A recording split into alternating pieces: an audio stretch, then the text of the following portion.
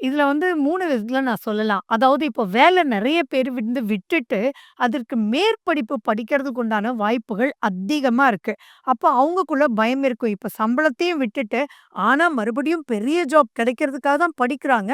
அப்ப அந்த படிப்புக்கு உண்டான செலவுக்கும் அவங்களுக்கு பயமா இருக்கும். அதே சமயம் எப்படி இத மீண்டு வரணும்? இதுலயே ஸ்டக் ஆயிருக்கோமேன்ற ஒரு மனக்குழப்பம் இருக்கும்.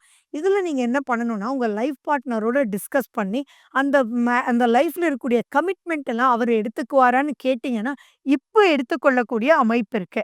அப்ப அந்த வேலைய விட்டு, அதன் மேல படிச்சு, அதுக்கப்புறம் ப்ரமோஷனல் ஆக்டிவிட்டி தானாவே வரக்கூடிய வாய்ப்புகள் இருக்கு.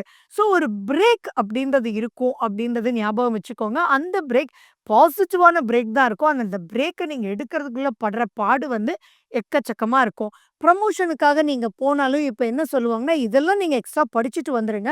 வேணா கம்பெனி வந்து உங்களுக்கு வந்து அதுக்கு உண்டான ஃபீஸ் எல்லாம் பே பண்ணும். பட் நீங்க படிச்சுட்டு வந்து தென் இந்த ப்ரமோஷன் ஆஸ்பெக்ட் வந்து எடுத்துக்கலாம். ஸோ சுத்தி முத்தி பார்த்தா அப்படின்னா ப்ரமோஷன்றது இருக்கு.